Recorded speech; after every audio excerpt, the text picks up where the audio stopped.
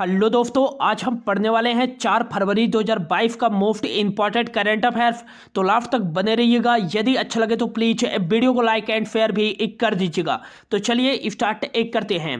पहला क्वेश्चन है, हाल ही में किस राज्य के होयसला मंदिरों को यूनेस्को की विश्व धरोहर स्थलों की सूची 2022-23 के लिए नामित किया गया है? तो राइट आंसर हो जाएगा, हाल ही में कर्नाटक राज्य के होयसला मंदिरों को यूनेस्को की विश्व धरोहर स्थलों की सूची 2022-23 के लिए नामित किया गया है। इन मंदिरों को 14 अप्रैल 2014 में यूनेस्को की अस्थायी सूची में शामिल किया गया था। अब जो है यूनेस्को की एक टीम जो है 2022 में इसका आकर निरीक्षण करेगी और निरीक्षण के बाद जो है इसको यूनेस्को की विश्व धरोहर स्थलों की सूची में पूर्ण रूप से शामिल कर लिया जाएगा। और यह किस राज्य में स्थित है? तो कर्नाटक राज्य में स्थित है। अब यूनेस्को की सूची में शामिल किया जाएगा तो यूनेस्को का जो फुल फॉर्म हो जाएगा वो हो जाएगा United Nation Education Scientific and Cultural Organisation. इसका फुल फॉर्म हो जाएगा। इसकी स्थापना जो की गई थी वो 16 नवंबर 1945 में की गई थी और फ्रांस पेरिस में जो है इसका हेडक्वार्टर स्थित है। और नेक्स्ट याद रखिएगा कि यूनेस्को के मेंबर कंट्री कितने हैं? तो यूनेस्को के मेंबर कंट्री 193 देश इसके मेंबर कंट्री हैं। आंद्रे अजोले जो हैं इसके वर्तमान में महानिदेशक हैं। और यदि पूछा जाए कि भारत यूनेस्को का कब सदस्य बना था तो 1946 में बना था। और यूनेस्को की फाइड में शामिल होने वाले पहले भारतीय स्थल कौन से थे? तो ये थी अजंता की गुफाएं, अजंता की एक गुफाएं और एलोरा की गुफाओं को सर्वप्रथम जो है यूनेस्को की फाइड में शामिल किया गया था 1983 में। और यूनेस्को की सूची में शामिल होने वाले पहले भारतीय स्थल बने अजंता और एलोरा की गुफाएं। नेक्स्ट याद रखिएगा कि हाल ही में जो है यूनेस्को की सूची में शामिल होने वाला भारत का 39वां स्थल कौन सा बना था? तो ये तेलंगाना में स्थित है रामप्पा मंदिर, जिसे रुद्रेश्वर मंदिर के नाम से भी जाना जाता है। और यूनेस्को की सूची में शामिल होने वाला 39वां स्थल बना था 2021 में इसको शामिल किया गया था। और यूनेस्को की सूची में शामिल होने वाला जो लास्ट और 40वां स्थल बना है वो बना है गुजरात का धौलावीरा, ये भी याद रखेगा। और यदि इसे शामिल कर लिया गया होयसला के मंदिरों को तो यूनेस्को की सूची में शामिल होने वाला जो है ये 41वां स्थल बन जाएगा। नेक्स्ट याद रखिएगा कर्नाटक राज्य में स्थित है। तो इंडिया के मैप पे कर्नाटक कहां पास स्थित है? तो इंडिया के मैप पे यहां पास स्थित है कर्नाटक, जिसकी जो उत्तरी सीमा लगती है वो महाराष्ट्र और गोवा के साथ लगती है। और इसकी जो पूर्वी सीमा लगती है वो तेलंगाना और आंध्र प्रदेश के साथ लगती है। इसकी दक्षिणी सीमा लगती है तमिलनाडु और केरल के साथ है। नेक्स्ट यहाँ याद रखिएगा कि यहाँ का जो DLR नंबर है वो है 312812।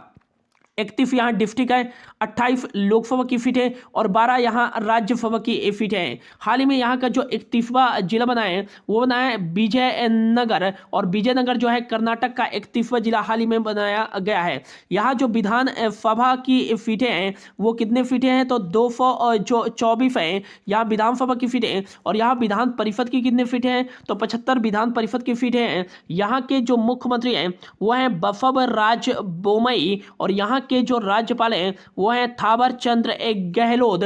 नेक्स्ट याद रखिएगा कि अम्फी नेशनल पार्क है, अम्फी national park, Bandipur national park, Bannerghatta national park और नेक्स्ट याद रखिएगा नागरहोल नेशनल पार्क है। ये सभी नेशनल पार्क कहाँ स्थित है? तो कर्नाटक राज्य में ही स्थित है। भारत का जो सबसे ऊंचा जलप्रपात है जोग जलप्रपात वो कहाँ स्थित है? तो ये कर्नाटक राज्य में ही स्थित है। फारावती नदी पर 253 मीटर की ऊंचाई पर स्थित है और भारत का सबसे ऊंचा जलप्रपात है। नेक्स्ट याद रखिएगा कि यक्षगान जो शास्त्रीय नृत्य है वो किस राज्य का शास्त्रीय नृत्य है? तो कर्नाटक राज्य का ही शास्त्रीय नृत्य है। कैगा एटॉमिक पावर स्टेशन कहाँ स्थित है? तो कर्नाटक राज्य में ही स्थित है। और हाल ही में किस राज्य ने जो है जन सेवक योजना की शुरुआत की है? तो जन सेवक योजना की शुरुआत कर्नाटक राज्य सरकार ने शुरू की है। नेशनल एजुकेशन पॉलिसी लागू करने वाला पहला भारतीय राज्य ये कर्नाटक राज्य ही है। और सरकारी सेवाओं में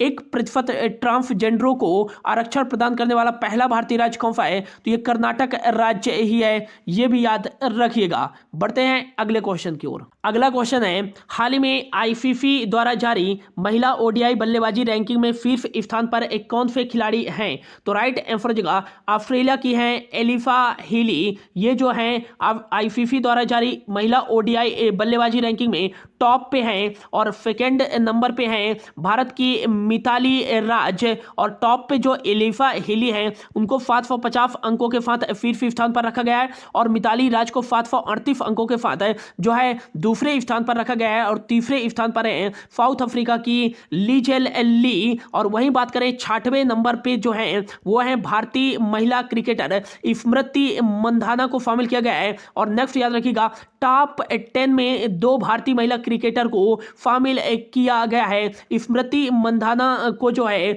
2021 की महिला क्रिकेट ऑफ द ईयर के रूप में भी सम्मानित किया गया है। नेक्स्ट आईसीसी द्वारा भी ऑलराउंडर महिला क्रिकेटर की जो है रैंकिंग जारी की गई है, और इसमें जो टॉप नंबर पे हैं वो ऑस्ट्रेलिया की हैं एलिफा पेरी। और नेक्स्ट याद रखिएगा इसमें कौन सी भारतीय महिला क्रिकेटर को शामिल किया गया है, तो चौथे नंबर पे हैं आईसीसी महिला ऑलराउंडर रैंकिंग में दीप्ति शर्मा, ये भी याद रखिएगा। अब यह जो रैंकिंग है आईसीसी द्वारा जारी की गई है, तो आईसीसी का फुल फॉर्म हो जाएगा इंटरनेशनल क्रिकेट काउंसिल। इसका जो हेडक्वार्टर है वो दुबई यूएई में स्थित है। 1909 में इसकी स्थापना की गई थी। और नेक्स्ट याद रखिएगा ग्रेग बार्कले जो है इसके वर्तमान में चेयरमैन है, और इसके सीईओ कौन है, तो जोफ एलार्डिफ इसके सीईओ हैं, ये भी याद रखिएगा। और 106 जो है इसके मेंबर एक कंट्री हैं। अगला क्वेश्चन है, हाल ही में किस देश ने पीपल्स लिबरेशन आर्मी रेजिमेंट्स के कमांडर क्यूआई फवाओ को शीतकालीन ओलंपिक्स मसालवाहक के लिए चुना है? तो राइट आंसर जगह चीन ने जो है क्यूआई फवाओ को शीतकालीन ओलंपिक्स मसालवाहक के लिए चुना है। क्यूआई फवाओ जो थे वो गलवान घाटी में जो भारत और चीन की सेना के बीच संघर्ष हुआ था उसमें भी शामिल थे, लेकिन अब जो है चीनी सरकार ने जो है इन्हें ओलंपिक मसालवाहक के लिए चुन लिया है। हालांकि जो है इंडिया ने डिप्लोमेटिक बहिष्कार कर दिया है विंटर ओलंपिक्स 2022 जो कि बीजिंग में आयोजित होने वाला है, और इसका आयोजन 4 फरवरी से लेकर 20 फरवरी तक आयोजित किया जाएगा। और ये किस नंबर का आयोजित किया जा रहा है? 24वें नंबर का विंटर ओलंपिक्स आयोजित किया जा रहा है। 25वें नंबर का जो आयोजित किया जाएगा वो इटली में आयोजित किया जाएगा 2026 में। अब चीन ने चुना है, तो चीन की राजधानी जो हो जाएगी बीजिंग हो जाएगी, और शी जिनपिंग यहाँ के जो है राष्ट्रपति हो जाएंगे, और रेन बिन भी यहाँ करेंसी चलती है, ये भी याद रखिएगा। अगला क्वेश्चन है, हाल ही में कौन सा देश ऊर्जा संकट का सामना करने के लिए इंडियन ऑयल से ईंधन खरीदेगा? तो राइट आंसर हो जाएगा श्रीलंका जो है ऊर्जा संकट का सामना करने के लिए इंडियन ऑयल से ईंधन खरीदेगा, और श्रीलंका जो है इंडियन ऑयल से 40,000 मीट्रिक टन पेट्रोल और 40,000 मीट्रिक टन डीजल एक खरीदेगा, ये भी याद रखिएगा। अब इंडियन ऑयल से श्रीलंका जो है ईंधन खरीदेगा, तो इंडियन ऑयल का जो हेडक्वार्टर है वो दिल्ली में है, लेकिन इसका जो रजिस्टर्ड हेड ऑफिस है वो मुंबई में है, और इसकी स्थापना 1959 में की गई थी। और श्रीकांत माधवन जो है इसके वर्तमान में चेयरमैन हैं। श्रीलंका की राजधानी 2 राजधानियां हैं। पहला जो है यहाँ की कोलंबो जो है व्यावसायिक राजधानी है, और यहाँ की जो एडमिनिस्ट्रेटिव कैपिटल है वो है जयवर्धनेपुरम कोटे। और नेक्स्ट यहाँ के जो राष्ट्रपति हैं गोतबाया राजपक्षे हैं, महिंद्रा राजपक्षे यहाँ के प्रेसिडेंट हैं। श्रीलंकन रुपया यहाँ करेंसी चलती है। अगला क्वेश्चन है, हाल ही में किस देश ने इंटरमीडिएट रेंज की बैलिस्टिक मिसाइल हॉफोंग 12 का परीक्षण किया है? तो राइट आंसर जगह हाल ही में उत्तर कोरिया, नॉर्थ कोरिया ने इंटरमीडिएट रेंज की बैलिस्टिक मिसाइल हॉफोंग का 12 का परीक्षण किया है। नॉर्थ कोरिया की जो राजधानी है वो है सियोल, और नॉर्थ कोरियन वॉन यहाँ करेंसी चलती है, ये भी याद रखिएगा। अगला क्वेश्चन है, हाल ही में किस राज्य के धार जिले में मांडू महोत्सव मनाया गया है? तो राइट आंसर जगह हाल ही में मध्य प्रदेश राज्य के धार जिले में मांडू महोत्सव मनाया गया है। और ये जो मांडू महोत्सव है वो किस भगवान को समर्पित महोत्सव है?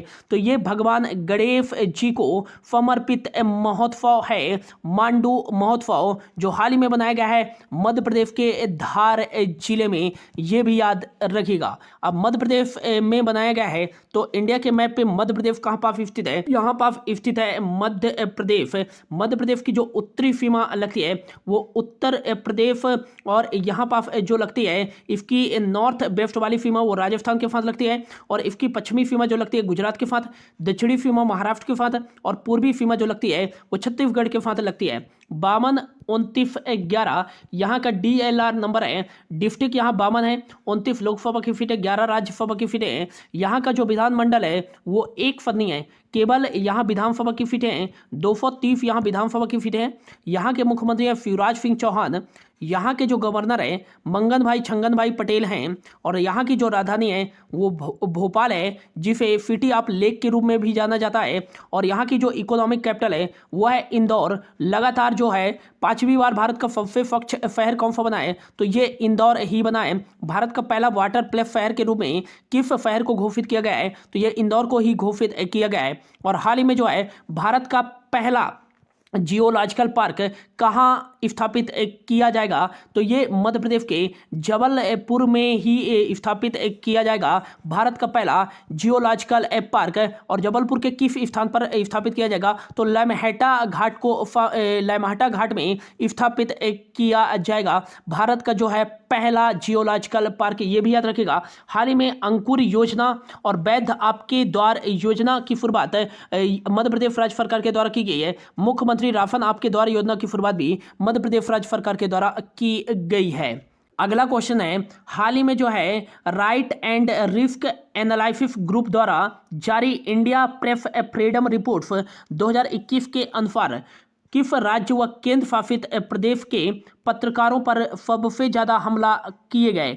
तो राइट आंसर जगह हाल ही में जो है जम्मू कश्मीर केंद्र शासित प्रदेश के पत्रकारों पर सबसे ज्यादा हमले किए गए। और यह रिपोर्ट प्रकाशित की है जो है right and risk analysis group के द्वारा इंडिया प्रेस फ्रीडम रिपोर्ट प्रकाशित की गई है। और इसमें जो कहा गया है कि 25 से अधिक पत्रकारों पर सबसे ज़्यादा जो हमले किए गए हैं वो जम्मू कश्मीर केंद्र शासित प्रदेश के पत्रकारों पर हमला किए गए हैं। और दूसरे नंबर पर है 23 पत्रकारों पर हमले किए गए हैं उत्तर प्रदेश के पत्रकारों पर। और 16 तीसरे नंबर पर है मध्य प्रदेश, यहाँ के 16 पत्रकारों पर हमले किए गए हैं। छत्तीसगढ़ पर केवल 1 पत्रकारों पर हमला किया गया है इंडिया प्रेस फ्रीडम रिपोर्ट्स के अनुसार, जिसको जारी किया है right and risk analysis group ने।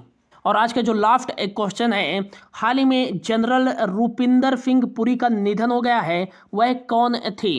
तो राइट आंसर जगह A एंड B, वह एडिशनल सॉलिसिटर जनरल और वरिष्ठ अधिवक्ता थे जनरल रूपिंदर सिंह, जिनका हाल ही में निधन हो गया है। वरिष्ठ अधिवक्ता वह 2009 में बने थे पंजाब सुप्रीम कोर्ट के, और जो है एडिशनल सॉलिसिटर जनरल के रूप में उन्हें 2020 में नियुक्त किया गया था, और हाल ही में इनका जो है निधन हो गया है। तो ये था दोस्तों आज का करंट अफेयर्स। होप आपको अच्छा लगा होगा। यदि अच्छा लगा हो तो वीडियो को लाइक एंड शेयर जरूर कर दीजिएगा और चैनल को सब्सक्राइब कर लीजिएगा। तो thank you so much for your watching.